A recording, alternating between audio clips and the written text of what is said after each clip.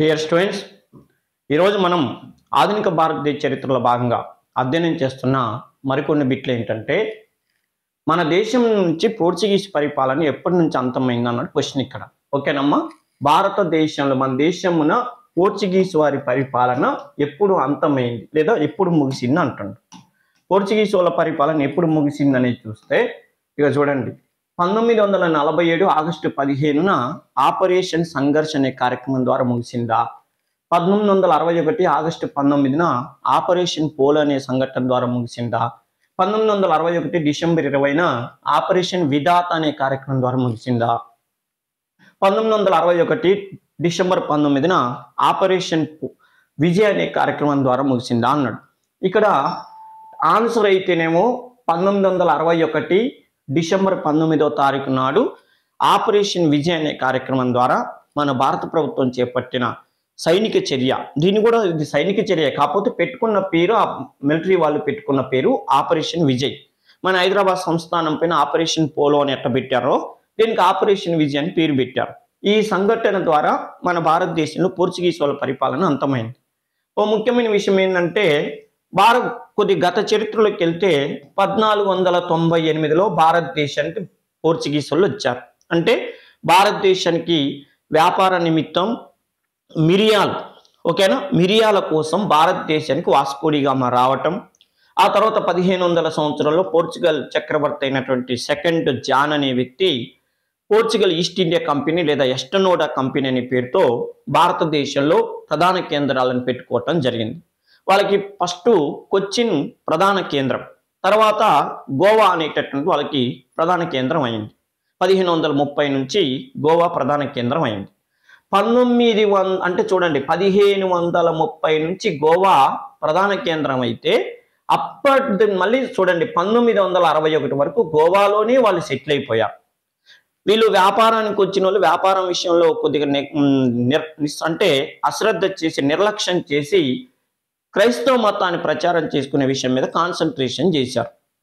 రెండో విషయం ఏంటంటే, వీళ్ళు ఎవరికైతే సపోర్ట్ ఇచ్చారో ఆ విజయనగర సామ్రాజ్యం అనేటటువంటిది 1565లో రాక్షస తంగడి యుద్ధంతో ఆ సామ్రాజ్యం పతనం అయిపోయేసరికల్లా ఇండైరెక్ట్గా పోర్చుగీస్ వాళ్ళకు కూడా భారతదేశంలో కొద్దిగా ప్రాధాన్యత తగ్గింది. ఇంకోటి వాళ్ళ ప్రాధాన్యత తగ్గటం ఒకటి, ఈ బ్రిటిష్ వాళ్ళు ఫ్రెంచ్ వాళ్ళు డామినేషన్ కోసం పోటీ పడటం, ఫైనల్గా వచ్చేసరికల్లా కర్ణాటక యుద్ధంలో ఇంగ్లీష్ వాళ్ళు విజేతలు అయ్యేసరికల్లా ఇక పోర్చుగీస్ వాళ్ళ పరిస్థితి ఎలా ఉందంటే, క్రైస్తవ మత ప్రచారం మీద కాన్సన్ట్రేషన్ కంటే వర్తక వ్యాపారం మీద కాన్సన్ట్రేషన్ చేస్తే ఫ్రెంచ్ వాళ్ళకు పట్టిన గతి మనకు కూడా పడుతుందన్న ఉద్దేశంతో ఇక వ్యాపార విషయాలు ఇంతగా జోక్యం చేసుకోకుండా గోవాలోనే సెటిల్ అయిపోయారు పోర్చుగీస్ వాళ్ళు. ఇక బ్రిటిష్ వాళ్ళు దేశంలో అనేక చట్టాలు చేయటం ఇవన్నీ కూడా వీళ్ళు గోవాలో ఉండి గమనిస్తూ ఉన్నారు. భారతదేశ స్వతంత్ర పోరాటం ఎన్ని జరుగుతున్నప్పుడు గోవాలోనూ పోర్చుగీస్ వాళ్ళు ఉన్నారు. గమ్మత్ ఏంటంటే, 180 సంవత్సరాలు అధికారికంగా పరిపాలన చేసిన బ్రిటిష్ వాళ్ళు మన దేశం నుంచి 1947లో వెళ్ళిపోతే, స్వతంత్రం ఇచ్చి వెళ్ళిపోతే, గోవాలో ఉన్న పోర్చుగీస్ వాళ్ళు మాత్రం వెళ్ళట్లేదు. నెహ్రూ గారు చూసి 1961లో వాళ్ళని అడిగాడు, అందరు వెళ్ళిపోయారు అబ్బా మీరేంది వెళ్ళట్లేదంటే, ఎక్కడికి వెళ్ళేది, గోవా మాదే, గోవాని ఎట్టి పరిస్థితుల్లో కూడా మేము వదులుకోదలుచుకోలేదు అన్నారు. నిజం చెప్పాలంటే గోవాని ఒకప్పుడు నిజాం నవాబు మీర్ ఉస్మాన్ అలీ ఖాన్కి అమ్మటానికి కూడా వాళ్ళు ప్లాన్ చేసుకొని లావాదేవీలు కుదరక అమ్మకాలు జరగలేదు. అంటే మన దేశానికి వచ్చి మన ఏరియాని వాళ్ళు మనోడికి అమ్మే పరిస్థితి చేసుకొచ్చారు. ఆ తర్వాత మీర్ ఉస్మాన్ అలీ ఖాన్ని భారత ప్రభుత్వం సైనిక చర్య చేపట్టి ఆయన లొంగతీయటం ఇవన్నీ జరిగిన తర్వాత కూడా గోవాలోనే వీళ్ళు ఉండి వెళ్ళిపోని అంటారు. అప్పుడు భారత ప్రభుత్వం ఏం చేసిందంటే ఆపరేషన్ విజయ్ అనే కార్యక్రమాన్ని చేపట్టి మీరు వెళ్ళకపోతే అంతమని చెప్పి ఒక సైనిక చర్యను చేయటంతో భారతదేశం నుంచి గత్యంతరం లేక పోర్చుగీస్ వాళ్ళు వెళ్ళిపోయారు. నిజం చెప్పాలంటే పోర్చుగీస్ వాళ్ళంతా ఈజీగా వెళ్ళిపోలే. ఇండియాలో ఈ నెహ్రూ అంటే ప్రధానమంత్రి నెహ్రూ సైన్యాన్ని పంపిస్తాడు ఆపరేషన్ విజయ్ పేరు మీద. ఆ సమయంలో పోర్చుగీస్ వాళ్ళు కూడా వాళ్ళ పోర్చుగల్ దేశం నుంచి సైన్యాన్ని తీసుకొస్తున్నారు యుద్ధం చేద్దామని. అప్పుడు మన నెహ్రూ చేసిన ప్లాన్ ఏంటంటే, ఈజిప్ట్ దేశాల్లో అప్పటి ప్రధానమంత్రిగా నెహ్రూ గారి ఫ్రెండ్ అయినటువంటి షేక్ నాజర్ అనే వ్యక్తి ఉన్నాడు. షేక్ నాజరు నెహ్రూ ఇద్దరు క్లోజ్ ఫ్రెండ్. ఇప్పుడు ఈజిప్ట్ అనే విషయాన్ని నేను ఎందుకు చెప్తున్నానంటే, పోర్చుగీస్ వాళ్ళు ఇండియాకి రావాలంటే సముద్ర మార్గం ద్వారా సూయజ్ కెనాల్ మీద నుంచి రాయాలి. సూయజ్ కాలువ మీద నుంచి రావాలి. సూయజ్ కాలువ ఏ దేశం నుంచి వస్తుందంటే ఈజిప్ట్ దేశం నుంచి వస్తుంది. మన నెహ్రూ ఏం చేసిండు, షేక్ నాజర్కి ఫోన్ చేసి సూయజ్ కెనాల్ నుంచి వస్తున్న పోర్చుగీస్ వాళ్ళని రానివ్వకుండా, సైన్యాన్ని రానివ్వకుండా కొద్దిగా నాకు హెల్ప్ చేయవా అంటే, మనోడు షేక్ నాజర్ చాలా మంచి వ్యక్తి కావడంతో ఏం చేసిందంటే సైన్యాన్ని రానివ్వకుండా చేసిండు. అంటే మన భారత సైన్యాన్ని ఓడించాలని వస్తున్న పోర్చుగల్ సైన్యాన్ని రానికుండా అడ్డుపడ్డాడు. దీంతో నెహ్రూ గారు చేపట్టిన ఆపరేషన్ విజయ్ గ్రాండ్ సక్సెస్ అయింది. డిసెంబర్ 19వ తారీఖుతో గోవాలో పోర్చుగీస్ వాళ్ళ పరిపాలన అంతమైంది. ఇక్కడ చూడండి ఎన్ని విషయాలు వచ్చినాయో. ఒకవేళ రేపు ఎగ్జామ్లో ఎంత అడగకపోయినా ఇట్లా ఇండైరెక్ట్ గా అట్లా అడగవచ్చు. ఏమని, ఆపరేషన్ విజయ్కి సహకారం చేసిన ఇతర దేశం ఏదంటే ఏమని చెప్పాలి, ఈజిప్ట్ దేశం అని చెప్పాలి. నెక్స్ట్, పోర్చుగీసు వారు మన దేశంలో తమ వ్యాపార సామ్రాజ్యాన్ని నిలబెట్టుకోలేకపోవటానికి కారణం ఏందన్నాడు. దాని కంటిన్యూషన్ బిట్ లాగా ఉంది చూడండి. వీరు సహకారం పొందిన విజయనగర సామ్రాజ్యం అంతం కావటం, అంబయానా ఉదంతము, క్రైస్తవ మతాన్ని విపరీతంగా ప్రచారం చేయటం, డచ్ ఆంగ్లేయుల యొక్క పోటీని తట్టుకోలేకపోవటం. ఓకేనా, ఇది ఒక కారణం కావచ్చు. కాకపోతే ఇక్కడ బలమైన కారణం ఏంటంటే 1605లో వచ్చిన డచ్ వాళ్ళు కానీ ఇండియాకి, 1611లో మచిలీపట్నంలో వ్యాపార కేంద్రాన్ని స్థాపించిన ఇంగ్లీష్ వాళ్ళ పోటీని తట్టుకోలేక వీళ్ళు గోవాకి పరిమితం అయిపోయారు ఈ పోర్చుగీస్ వాళ్ళు. నెక్స్ట్, ఆంగ్లేయులు తూర్పు ఇండియా దీవులను డచ్ వారు భారతదేశంలో తమ దృష్టిని కేంద్రీకరింపలేకపోవడానికి ప్రధానమైనటువంటి కారణం ఏంది అన్నాడు. ఓకేనా, ఆంగ్లేయులు తూర్పు ఇండియా దీవులని, ఓకే, డచ్ వారు భారతదేశంలో తమ దృష్టిని కేంద్రీకరించకపోవటానికి కారణం ఏంది అన్నాడు. 1623లో అంబయానా ఉదంతం, తూర్పు దీవులపై ఆంగ్లేయులు అంతగా దృష్టి పెట్టకపోవటం, డచ్ ఆంగ్లేయుల కంపెనీలు రాజీ పడటం, రాబర్ట్ క్లైవ్ డచ్ వారి స్థావరాలను పూర్తిగా ధ్వంసం చేయటం అన్నాడు. ఎక్సలెంట్ బిట్ ఇది. విషయం ఏంటంటే భారతదేశానికి వ్యాపారానికి వచ్చినటువంటి ఆంగ్లేయులు, ఐరోపా ఖండం నుంచి వచ్చిన ఆంగ్లేయులు ఇతర తూర్పు దేశాలు ఇండియాతో పాటు ఇతర తూర్పు దేశాల పైన ఎందుకు దృష్టి పెట్టలేదని అడిగిండు. అదేవిధంగా భారతదేశంలో డచ్ వాళ్ళు ప్రధానంగా వీళ్ళకి ఎందుకు పోటీ ఇచ్చారు అన్నాడు. అంటే చూడండి, ఆంగ్లేయులు భారతదేశంలో వ్యాపారం చేయటం ప్రారంభించారు, డచ్ వాళ్ళు భారతదేశంలో వ్యాపారం చేయటం ప్రారంభించారు. ఇక్కడ ఆంగ్లేయులకి డచ్ వారికి ఉన్న తేడా ఏంటంటే భారతదేశానికి వ్యాపారానికి వచ్చిన డచ్ వాళ్ళు భారతదేశంలోనే కాదు, తూర్పు దీవులైనటువంటి ఇండోనేషియా, జావా, సుమిత్రా ఈ ఏరియా అన్నిటి ఏరియాలో సేమ్ టైం వ్యాపారం చేశారు. అంటే మన మచిలీపట్నంలో వ్యాపార కేంద్రాన్ని పెట్టిన వాళ్ళు ఇక్కడ కూడా వ్యాపార కేంద్రాలు, ఇండోనేషియా ఈ దేశాలన్నింటిలో వ్యాపార కేంద్రం సమాంతరంగా అక్కడిక్కడే అద్భుతంగా చేసుకుంటున్నారు. కానీ ఇంగ్లీష్ వాళ్ళు మాత్రం ఫస్ట్ కాన్సన్ట్రేషన్ అంతా ఇండియా మీదనే పెట్టారు. ఇలా నడుస్తుంటే ఏమైందంటే ఆంగ్లేయులకి ఒక ఆలోచన వచ్చింది. ఏంటంటే మనతో పాటు వచ్చిన డచ్ వాళ్ళు ఇండియాతో పాటు తూర్పు దీవుల్లో కూడా వ్యాపారం చేస్తున్నారు, మరి మనం ఎందుకు తగ్గాలి, మనం కూడా ఇక్కడ కూడా వ్యాపారం చేద్దామని చెప్పి ఇక్కడ కూడా వస్తువులను తీసుకుపోతారు. అంటే ఇటు వస్తున్న వస్తువులని ఏడబెట్టడం చేస్తున్నారు. ఈ సమయంలో వాళ్ళకి ఏం ఆలోచన వచ్చింది, ఈ రెండు చోట్ల ఇప్పుడు బ్రిటిష్ వాళ్ళు ఉన్నారు, డచ్ వాళ్ళు ఉన్నారు. ఇక్కడ బ్రిటిష్ వాళ్ళు ఉన్నారు, డచ్ వాళ్ళు ఉన్నారు. అప్పుడు డచ్ వాళ్ళు ఒక అడుగు ముందుకేసి ఇంగ్లీష్ వాళ్ళకి ఏమని చెప్పారంటే, అన్నయ్య మీరు ఐరోపా ఖండం వాళ్ళే, మేము ఐరోపా ఖండం వాళ్ళమే, మనలో మనకి ఎందుకు గొడవ, ఇక్కడ మీరు ఉండి ప్రధానమైన పోటీదారులం అయితే వ్యాపారంలో డామినేషన్ గొడవ వచ్చి నువ్వు లాభపడేది ఉండదు, నేను లాభపడేది ఉండదు. ఓ పని చేద్దాం, ఇక్కడ మేము ఉంటాం కానీ సైలెంట్గా వ్యాపారం చేసుకుంటాం, మీరు ఎక్కువ కాన్సన్ట్రేషన్ చేయండి, ఇండియాలో ఆంగ్లేయులు వ్యాపారం చేసుకోండి, మేము తూర్పు దీవుల్లో ఎక్కువ వ్యాపారం చేసుకుంటాం, మా దగ్గర మీరు రావద్దు, మేము ఇండియాలో ఉంటాం కానీ సైలెంట్గా ఉంటాం అన్నాం. అప్పుడు బ్రిటిష్ వాళ్ళు ఏం చేశారంటే ఫస్ట్ ఒప్పుకున్నారు, కానీ తర్వాత మాట మరిచి ఇండియాలో మీకు పోటీయే, తూర్పు దీవుల్లో కూడా మీకు పోటీయే అని చెప్తే దాన్ని సహించలేకపోయినటువంటి డచ్ వాళ్ళు 1623వ సంవత్సరంలో ఇండోనేషియాలో అంబయానాలో వ్యాపారం చేసుకుంటానంటే తమ వ్యాపారానికి తీవ్రంగా అడ్డుపడుతున్నటువంటి బ్రిటిష్ వాళ్ళని ఓడించటం అని పక్కన పెడితే వాళ్ళ గొంతులు కోసారు. వ్యాపారం చేసుకుంటున్న 10 మంది ఉద్యోగస్తుల గొంతులు కోసి ఒక దీవిలో పడేశారు. ఆ దీవి పేరు అంబయానా అంటారు. అది ఎక్కడుందంటే ఇండోనేషియాలో ఉంది. ఆ ఇండోనేషియా దీవిలో పడేశారు. ఈ దెబ్బతో వణికిపోయినటువంటి బ్రిటిష్ వాళ్ళు ఈ తూర్పు దీవులో దేవద్దు, మన కాన్సన్ట్రేషన్ అంతా కూడా ఇండియాలోనే చేసుకున్నాం అన్నారు. చూడండి, ఆంగ్లేయులు తూర్పు ఇండియా దీవులను రాలేదు. భారతదేశంలో డచ్ వారు భారతదేశంలో దృష్టిని కేంద్రీకరింపడానికి కారణం ఏంటి అన్నారు. ఎక్కడైతే అంబయానా ఉదంతం జరిగిందో అక్కడికి బ్రిటిష్ వాళ్ళు వెళ్ళలేదు. అప్పుడు డచ్ వాళ్ళు భయపడ్డారు. ఎందుకంటే మనం ఇండియాలో వ్యాపారం చేసుకుంటున్నాం అనుకో, మన గొంతులు ఎక్కడికి వస్తారో ఏమో అని చెప్పి సైలెంట్ గా ఉండిపోయారు ఇండియాలో. ఇది డచ్ వాళ్ళకి ఇంగ్లీష్ వాళ్ళకి సంబంధించిన గొడవ. ఇదంతాని ఒక్క సింగిల్ బిట్తో అడుగుతాడు. ఈ స్టోరీ మీకు తెలుసా తెలియదా అని చెప్పి 1623లో జరిగినటువంటి అంబయానా ఉదంతం ఏ 2 రాజ్యాలకు లేదా ఏ 2 కంపెనీలకు మధ్య సంబంధించింది గొడవ అంటాడు. అంబయానా ఉదంతంతో భారతదేశంలో ఏ కంపెనీ తమ వ్యాపారం విషయం మీద నెగ్లిజెన్సీ చేసింది అంటాడు. అంబయానా ఉదంతంతో తూర్పు ఇండియా దీవులపైకి బ్రిటిష్ వాళ్ళు వ్యాపారం చేసుకోవటానికి కారణం ఏంది అంటాడు. అసలు అంబయానా దీవ్ అనేది ఏ దేశంలో ఉంది అంటాడు. ఇన్ని రకాల ప్రశ్నలు ఉన్నాయి దాంట్లో. నెక్స్ట్ చూడండి, మచిలీపట్నంలో ఆంగ్లేయులు మొదటి ఫ్యాక్టరీని ఏ సంవత్సరంలో స్థాపించారన్నారు. మచిలీపట్నంలో ఆంగ్లేయులు కంపెనీని అంటే 1602, 1608, 1611, 1615 అన్నాడు. మచిలీపట్నంలో ఆంగ్లేయులు అంటే నిద్రపోతున్నా గుర్తుకు రావాలి. 1611లో ఎక్కడికి వచ్చారంటే మన మచిలీపట్నం అని. ఓకే, మచిలీపట్నానికి వచ్చి 1611లో నాటి గోల్కొండ చక్రవర్తి అయిన మహమ్మద్ కులీ కుతుబ్ షా దగ్గర పర్మిషన్ తీసుకున్నారు. తీసుకోవటానికి గ్లోబ్ అనే నౌక పైన హిప్పన్ అని ఒక నావికుడు వచ్చి వ్యాపార కేంద్రాన్ని స్థాపించుకోవటానికి అవకాశం వచ్చింది.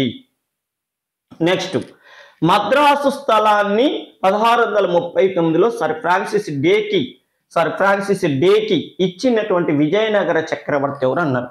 అప్పుడు విజయనగర చక్రరాజ్యం ఎవరిది అంటే విజయనగర సామ్రాజ్యాన్ని మొత్తం 4 రాజవంశాలు పరిపాలన చేసినాయి.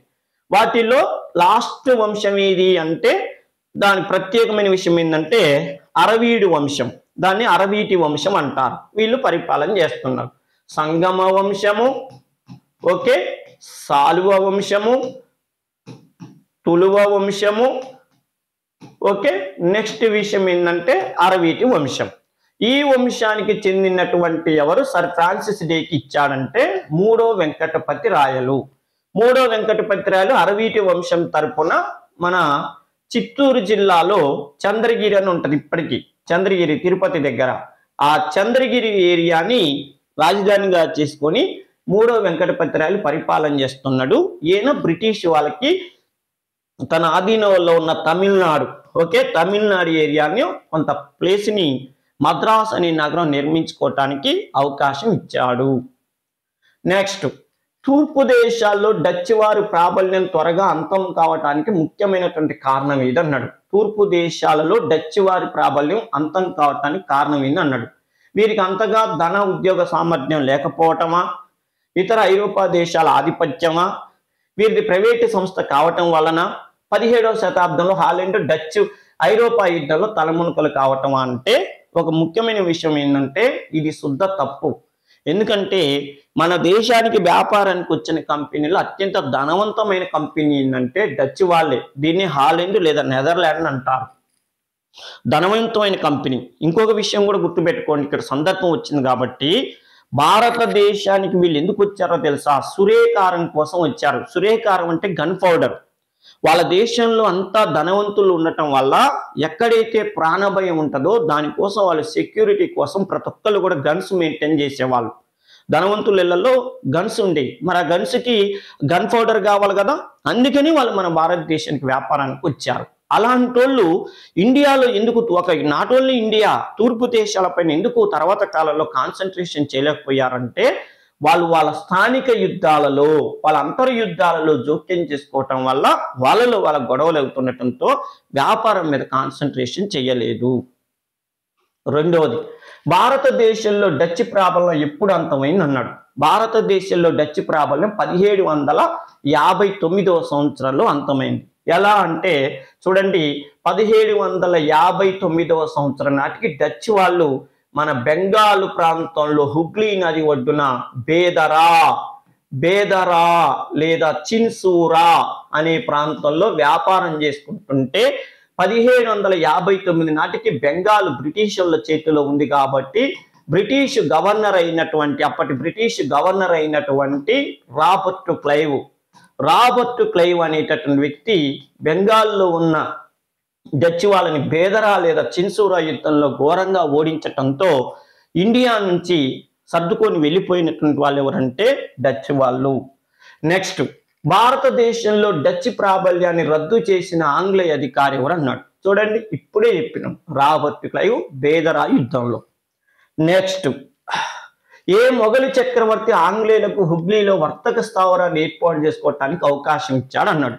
ఏ ఆంగ్లేయులు పట్టుబడుతున్నారు, బెంగాల్ సారవంతమైన ప్రాంతం కాబట్టి కొద్దిగా వ్యాపార హక్కులు ఇవ్వండి అబ్బా అని బతీలాడుతుంటే షాజహాన్ 1627 నుంచి 1658 మధ్య కాలంలో పరిపాలన చేసినప్పుడు హుగ్లీ నది ఏరియాలో తాత్కాలికంగా ఎంతో కొంత ట్యాక్స్ పే చేయండి అని చెప్పి ఒప్పందం చేసుకొని అవకాశం ఇచ్చిన వ్యక్తి ఎవరంటే షాజహాన్ ఇచ్చాడు. ముఖ్యమైన విషయం ఏంటంటే భారతదేశంలో ఆంగ్లేయులకు వ్యాపారం చేసుకోవడానికి అవకాశం ఇచ్చినవో జహంగీర్. హుగ్లీ నది ఏరియాలో అంటే ఢిల్లీ ఏరియా, గుజరాత్, సూరత్ ఏరియాలో వ్యాపారం చేసుకోవటానికి అనుమతి ఇచ్చింది జహంగీర్. హుగ్లీ నది ఏరియాలో వ్యాపారానికి అవకాశం ఇచ్చింది షాజహాన్. దక్షిణ భారతదేశంలో వ్యాపారానికి అనుమతి ఇచ్చింది మహమ్మద్ కులీ కుతుబ్ షా. ఓకేనా. నెక్స్ట్, యానాము మాహిలను పెంచివారి వర్తక కేంద్రాలను స్థాపించిన అధికారి ఇది. యానాం అంటే మన ఆంధ్ర ప్రాంతం. ఓకే. మాహే అనేటటువంటి ప్రాంతానికి వర్తక కేంద్రాలను స్థాపించింది ఎవరంటే లేనియర్. ఓకే. లేనియర్ అనే బ్రిటిష్ అధికారి వ్యాపార కేంద్రాలను, వర్తక కేంద్రాలను స్థాపించాడు. దానికి వర్తక స్థావరాలను స్థాపించాడు. నాటి మొఘలు చక్రవర్తి మహమ్మద్ షా నవాబు అనే బిరుదునివ్వటంతో పాటు 4500 మంది సైనికులకు మున్సబ్దార్ హోదాని పొందేలా తన శక్తియుక్తులు ప్రదర్శించిన ఫ్రెంచి గవర్నర్ ఎవరు అన్నాడు. ఎక్సలెంట్ బిట్ అండి. చూడండి, ఎప్పుడైనా మొఘల్ చక్రవర్తులు కానీ గోల్కొండ చక్రవర్తులు కానీ వాళ్ళ రాజ్యంలో ఉన్న ఇస్లాం మతం వాళ్ళకి దగ్గర వాళ్ళకి ఈ పదవులు ఇచ్చుకునేవాళ్ళు. కానీ చూడండి, ఒక ఫ్రెంచి గవర్నరు ఆయన అభిమానాన్ని పొంది ఆయన దగ్గర నుంచి ఈ బిరుదు పొందిండు, కొంత ఉద్యోగం, ఒక ప్రధానమైన ఉద్యోగాన్ని పొందాడంటే ఆయన ఎవరన్నా అడిగాడు. ఓకేనా. చూడండి, ఎవరు మొఘల్ చక్రవర్తి మహమ్మద్ షా దగ్గర అంటే డ్యుమాస్ అనేటటువంటి ఫ్రెంచ్ అధికారి అవకాశం పొందాడు. నెక్స్ట్, మొదటి కర్ణాటక యుద్ధానికి ప్రధానమైన కారణం ఇది అన్నాడు. మొదటి కర్ణాటక యుద్ధం అనేటటువంటిది ఇండియాలో జరిగింది, నెక్స్ట్ ఆస్ట్రియాలో జరిగింది. ఓకే. అందుకే దీన్ని ఆస్ట్రియా వారసత్వ యుద్ధం అంటారు. ఈ యుద్ధానికి కారణం ఆస్ట్రియా వారసత్వ యుద్ధం. నిజం చెప్పాలంటే ఆస్ట్రియాలో యుద్ధం వల్ల ఇండియాలో కూడా ఫ్రెంచ్ వాళ్ళు, ఇంగ్లీష్ వాళ్ళు గొడవ పెట్టుకున్నారు. ఆడ గొడవను ఆధారంగా చేసుకుని ఏడ గొడవ పెట్టుకున్నారు కాబట్టి దీన్ని ఆస్ట్రియా వారసత్వ యుద్ధం అంటారు. కాకపోతే ఇండియాలోనేమో దీన్ని మరొక పేరుతో కర్ణాటక యుద్ధం లేదా ఆర్కాట్ యుద్ధం అనే పేరుతో పిలుస్తారు. నెక్స్ట్, రెండవ కర్ణాటక యుద్ధంలో ఫ్రెంచి లేక డూప్లే పరాజయానికి ఆంగ్లేయుల ప్రధాన విజయానికి కారణం ఏంది అన్నాడు. డూప్లే ఒక ఆట ఆడుకుంటూ కానీ ఈయన రెండో కర్ణాటక యుద్ధానికి ఓడిపోవటానికి ప్రధానమైన కారణం ఏంది అన్నాడు. కౌంటీ లాలికి సామర్థ్యం లేకపోవటం, డూప్లే ఆంగ్లేయులకు సహకరించటం, చాందా సాహెబ్ ఆంగ్లేయుల పక్షంలో ఉండటం, ఆంగ్లేయులు ఆర్కాట్ను ముట్టడించటం అన్నాడు. అంటే ఇది అసలు కౌంటీ లాలి అప్పుడు రాలేదు. ఓకే. ఆ డూప్లే ఆంగ్లేయులకు సహకరించటం తప్పు. అతడు అత్యంత దేశభక్తుడు ఫ్రెంచ్ కంపెనీల్లో. చాందా సాహెబ్ చివరిదాకా డూప్లే వైపు ఫ్రెంచ్ వాళ్ళ వైపే ఉన్నాడు. ఇది కూడా తప్పే. ఆంగ్లేయులు ఆర్కాట్ను ఆక్రమించటం. నెక్స్ట్, డూప్లే పాండిచ్చేరికి గవర్నర్ గా ఉండి రెండవ కర్ణాటక యుద్ధాన్ని 1749 నుంచి 1754 మధ్య కాలంలో అద్భుతంగా రాణించేస్తుంటే ఫస్ట్ లో ఆర్కాట్ ప్రాంతాన్ని డూప్లేని ఆక్రమించి చాందా సాహెబ్ అనే వ్యక్తిని పెట్టిండు. చాందా సాహెబ్ అనే వ్యక్తిని పెట్టి చూడు, వీళ్ళిద్దరు ఒకటేగా పెట్టిండు. పెడితే అప్పటికప్పుడు మెరుపుల వేగంతో వచ్చినటువంటి ఆంగ్లేయ సైనికుడు ఎవరంటే రాబర్ట్ క్లైవ్ వచ్చి డూప్లే దక్షిణ భారతదేశంలో హైదరాబాద్ సంస్థాన విషయంలో జోక్యం చేసుకొని ఆ బిజీలో ఉంటే దాన్ని ఆధారంగా చేసుకున్న రాబర్ట్ క్లైవ్ చాందా సాహెబ్ను తీసేసి అన్వరుద్దీన్ కుమారుడైన మహమ్మద్ అలీని ఆర్కాట్ చక్రవర్తిగా పెట్టిండు. అప్పుడుతో ఫ్రెంచ్ వాళ్ళ డామినేషన్ దక్షిణ భారతదేశంలో తగ్గింది. అందుకనే చూడండి ఆంగ్లేయులు ఆర్కాట్ ముట్టడించడం అనేది కరెక్ట్. నెక్స్ట్, ఉత్తర సర్కారు ప్రాంతాలను ఆంగ్లేయులకు ఇచ్చిన నాటి నిజాం ఎవరు అన్నాడు. ఉత్తర సర్కారు జిల్లాలంటే మన కోస్తా జిల్లాలని ఓకే ఆంగ్లేయులకు ఇచ్చినటువంటి నిజాం నవాబ్ ఎవరు అన్నారు అంటే సలాబత్తు జంగు. ఎందుకు సలాబత్ జంగ్ ఇచ్చిందంటే సలాబత్తు జంగు ఎవరికి చెప్పినట్టు విన్నాడంటే ఫస్ట్ లో పాండిచ్చేరిలో ఉన్నటువంటి ఫ్రెంచ్ వాళ్ళు చెప్పినట్టు విన్నాడు. ఎప్పటి వరకు? డూప్లే ఉన్నంత వరకు. డూప్లే తర్వాత ఏమైందంటే కౌండిలాలి అధికారి అయిండు. ఈ కౌండిలాలికి అవగాహన లేదు. ఆ సమయంలో అప్పటి వరకు డూప్లే వైపు ఉన్నటువంటి సలాబత్తు జంగు అంటే ఫ్రెంచ్ వాళ్ళ వైపు ఉన్న సలాబత్తు జంగ్ ఏం చేసిందంటే ప్లేటు ఫిరాయించి చివరి నిమిషంలో అతడు ఆంగ్లేయుల వైపు వెళ్ళి నన్ను హైదరాబాదు చక్రవర్తిగా గుర్తిస్తే నేను మీకు ఏం కావాలంటే ఇస్తానని చెప్పిండు. అప్పుడు విషయం ఏంటంటే బ్రిటిష్ వాళ్ళు మన ఆయన్ని ఉత్తర సర్కారు జిల్లాలు ఎందుకు పంటలు బాగా పండే ఒకటి, నెక్స్ట్ అద్భుతమైన ఓడరేవులు ఉన్న ఏరియాలు కాబట్టి ఆ ఏరియా మాకు కావాలని చెప్తే అతడు సలాబత్తు జంగు నన్ను చక్రవర్తిగా కంటిన్యూ చేస్తే అని ఎందుకు చెప్తున్నానంటే ఆ వర్డ్ ఎందుకు ఉపయోగిస్తున్నానంటే సలాబత్ జంగుని బుస్సీ ఫ్రెంచి సేనాపతి అయిన బుస్సీయే హైదరాబాద్ చక్రవర్తిని చేసిండు. బుస్సీ ఉన్నంత కాలం సలాబత్ జంగు ఫ్రెంచి వాళ్ళ వైపే ఉన్నాడు. బుస్సీ ఎక్కడున్నాడు? హైదరాబాద్లో ఉండేవాడు. బుస్సీని ఇమ్మీడియట్లీ నువ్వు పాండిచ్చేరికి రాబ్బా అని చెప్పి నిద్రమ్మకుడు సలహా ఇచ్చాడు. బుస్సీని వెళ్ళొద్దని చెప్పిండు. ఎందుకంటే నువ్వు వెళితే నన్ను బ్రిటిష్ వాళ్ళు ఓడిస్తారా నాయన, నేను నీ వైపే ఉంటా అన్నాడు. బుస్సీ ఏం చేసిండు? నేను నీ మాట వినకూడదు, నా పై అధికారి చెప్పినట్టు వినాలని కౌంటీలాలి మాటిని వాడు హైదరాబాద్ దాటి వచ్చిండు. బుస్సీ సేనా నాయకుడిగా ఇడికి రక్షణగా ఉన్నాడు, బయటకు వచ్చేసరికల్లా సలాబత్ జంగు తెలివి ఏం చేసిందంటే అప్పటి వరకు నేను ఫ్రెంచ్ వాళ్ళకి ఇచ్చినటువంటి ఉత్తరాంధ్ర జిల్లాలు లేదా సర్కారు జిల్లాలని నేను బ్రిటిష్ వాళ్ళకి ఇస్తానని చెప్పి ప్లేట్ ఫిరాయించి రాబర్ట్ క్లైవ్ అప్పుడు బెంగాల్ గవర్నర్గా ఉన్న రాబర్ట్ క్లైవ్తో ఒక ఒప్పందం చేసుకున్నాడు. దాంతో ఉత్తర సర్కారు ప్రాంతాలు బ్రిటిష్ వాళ్ళకి వెళ్ళిపోయినాయి. నెక్స్ట్, మూడవ కర్ణాటక యుద్ధానికి ప్రధాన కారణం ఇది అన్నాడు. అంటే మహమ్మద్ అలీ రాబర్ట్ క్లైవ్తో సహకరించటం వలన, ప్లాసీ యుద్ధ ప్రభావం, బుస్సీతో కలిసి కౌండిలాలి పన్నిన కుట్రన, ఐరోపాలో వచ్చిన సప్తవర్ష సంగ్రామం అంటే ఐరోపాలో వచ్చినటువంటి సప్తవర్ష సంగ్రామం మూడవ కర్ణాటక యుద్ధానికి దారితీసింది. ఐరోపాలో అంటే చూడండి ఇండియాలో హైదరాబాదు సంస్థానం గురించి అదేవిధంగా కర్ణాటక రాజ్యం ఆర్కాట్ గురించి గొడవలు రెగ్యులర్గా నడుస్తున్నాయి. ఈ సమయంలోనే ఐరోపాలో ఓకే అదే ఇందాక మనం ఫస్ట్ యుద్ధానికి కారణం అని చెప్పినవి ఆస్ట్రియా యుద్ధం, మొదటి కర్ణాటక యుద్ధానికి ఆస్ట్రియా వారసత్వ యుద్ధం అన్నాం కదా.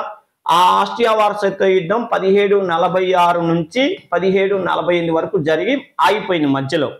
మళ్ళీ తర్వాత ఐరోపాలో మళ్ళొకసారి యుద్ధం మొదలైంది ఆస్ట్రియాకి ప్రష్యాకి మధ్య.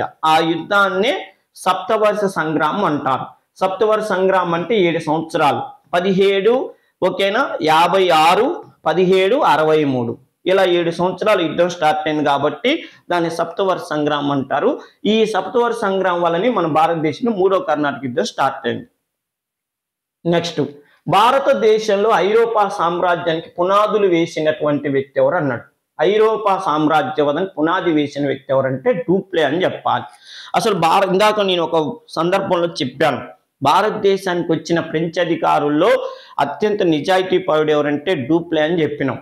డూప్లే వచ్చి పాండిచ్చేరి గవర్నర్గా ఫ్రెంచ్ వాళ్ళకి ఉన్న తర్వాత అతనికి ఒక ఐడియా వచ్చింది. ఏం ఐడియా అంటే కేవలం వ్యాపారం మాత్రమే ఇండియాలో చేసుకుంటే మనకి ఏం గిట్టుబాటు కాదు, స్థానిక చక్రవర్తుల్ని మన అదుపులో పెట్టుకొని ఈ ఏరియా మొత్తంలో మన వస్తువులే అమ్ముకునేటట్టు చేయాలి ఒకటి. రెండోది ఇండియాలో లభించే ముడి పదార్థాలన్నిటిని మన ఫ్రెంచ్ దేశానికి తీసుకెళ్ళాలి. దీనివల్ల మనం ఒక గొప్ప సామ్రాజ్యాన్ని నిర్మించుకున్నట్టు అవుతుంది అనుకున్నాడు. ఇంకో విషయం ఏంటంటే ఇదే టైంలో ఇంగ్లీష్ వాళ్ళు ఆడ కీలక పాత్ర పోషిస్తారు. నిజం చెప్పాలంటే ఇంగ్లీష్ వాళ్ళు మన దేశానికి ఏనాడు కూడా స్థానిక రాజకీయాల్లో జోక్యం చేసుకోవాలనే ఆలోచన లేదు. అలా కల్పించినోడు తనకే కాదు మిగతా కంపెనీలకు కూడా ఈ భారతదేశంలో ఐరోపా సామ్రాజ్యాన్ని నిర్మించాలనే ఆలోచన తీసుకొచ్చింది డూప్లేని. ఓకేనా. నెక్స్ట్, నిజాం నుండి ఆంగ్లేయులు ఈ యుద్ధం తర్వాత ఉత్తర సర్కార్లని పొందారన్నాడు. అంటే ఉత్తర సర్కార్ ఇందా చూడండి సలాబత్తు జంగు ఆంగ్లేయులకు ఇచ్చాడన్నాడు. సలాబత్ జంగు తర్వాత వచ్చిన వ్యక్తి ఎవరంటే నిజాం అలీ ఖాన్ చూడండి ఆయన మొదటి ఆర్కాట్ యుద్ధం, మొదటి మైసూరు యుద్ధం, మొదటి మరాఠా యుద్ధం, వాందివాసి యుద్ధం. ఈ నిజాం అలీ ఖాన్ అంటే ఇక్కడ నిజాం అంటే ఈయనే సలాబత్ జంగే, ఇంకా అప్పటికి నిజాం అలీ ఖాన్ రాలేదు, సలాబత్ జంగే ఉన్నాడు. సలాబత్ జంగ్ ఆంగ్లేయులకి ఏ యుద్ధం తర్వాత ఉత్తర సర్కాలని పొంది అంటే నిజాము నుండి, నిజాములందరినీ నిజాములే అంటారు. ఓకే, అంటే ఆ వాడుక భాషలో నిజామే అంటారు. అప్పటికి 1760వ సంవత్సరం స్టోరీ అన్నమాట ఇది. ఎందుకంటే వాందివాసి యుద్ధం జరిగింది 1760లో. చూడండి, నిజాం సలాబత్ జంగు నుండి ఆంగ్లేయులు యుద్ధం తర్వాత ఉత్తర సర్కార్లను పొందారంటే వాందివాసి యుద్ధం తర్వాత ఆంగ్లేయులు ఉత్తర సర్కార్ జిల్లాలను పొందారు. ఎందుకు? ఇందాక చెప్పాను, రాబర్ట్ క్లైవ్ బెంగాల్ గవర్నర్గా ఉండి రాజకీయం చేస్తుండు. ఈయన్ని తట్టుకోవాలంటే నేను ఎట్టి పరిస్థితిలో ఫ్రెంచి వాళ్ళ పాండిచ్చేరిలో ఉన్న ఫ్రెంచి వాళ్ళ వైపు ఉండకూడదని చెప్పి సలాబత్ జంగు ఒక ఒప్పందం చేసుకుండు. ఆ ఒప్పందం ప్రకారంగా ఏం చేసిందంటే బుస్సీ అని ఫ్రెంచి అధికారిని, కౌండీలాలి అనేటటువంటి ఫ్రెంచి అధికారిని ఓడించే కుట్రలో ఇతను కూడా భాగం వహించాడు. ఈ సమయంలో రాబర్ట్ క్లైవ్ తాను రాకుండా ఎవరినంటే సర్ ఐర్ క్యూట్ అనే ఒక సేనాపతిని పంపించిండు. సర్ ఐర్ క్యూట్, సలాబత్ జంగు, అప్పటికి కర్ణాటక ఆర్కాట్ చక్రవర్తిగా ఉన్న మహమ్మద్ అలీ, వీళ్ళు ముగ్గురు కలిసి వీళ్ళిద్దరిని ఓడించారు. ఆ యుద్ధం పేరే వాందివాసి యుద్ధం. ఆ యుద్ధం 1760లో జరిగింది. ఇది 3వ కర్ణాటక యుద్ధంలో భాగంగా జరిగింది. ఈ వాందివాసి యుద్ధంలో ఫ్రెంచ్ వాళ్ళు ఘోరంగా ఓడిపోతే సలాబత్ జంగు రాబర్ట్ క్లైవ్కి చెప్పిండు, నన్నే చక్రవర్తిగా కొనసాగిస్తే మీకు ఉత్తరాంధ్ర జిల్లాలు ఇస్తానన్నాడు. ఆ యుద్ధమే వాందివాసి యుద్ధం. ఇక్కడ విద్యార్థి మిత్రులు ప్రత్యేకంగా గుర్తుపెట్టుకోవాల్సిన విషయం ఏంటంటే మన ఆంధ్ర ప్రాంతంలో ఫ్రెంచి వాళ్ళు ఓడిపోయిన చిట్ట చివరి యుద్ధం అంటేనేమో 1758లో జరిగినటువంటి చందుర్తి యుద్ధం అంటారు. 1758లో జరిగిన చందుర్తి యుద్ధం. భారతదేశంలో ఫ్రెంచి వాళ్ళు చివరిగా ఓడిపోయిన యుద్ధం అంటేనేమో వాందివాసి యుద్ధం అంటారు. ఈ యుద్ధ ఫలితంగానే వాళ్ళు ఇక ఆ లాస్ట్కి 4 ఏరియాల్లోనే వ్యాపారం చేసుకుంటాం, రాజకీయం చేయమని చెప్పి సంధి కుదుర్చుకుంటాం.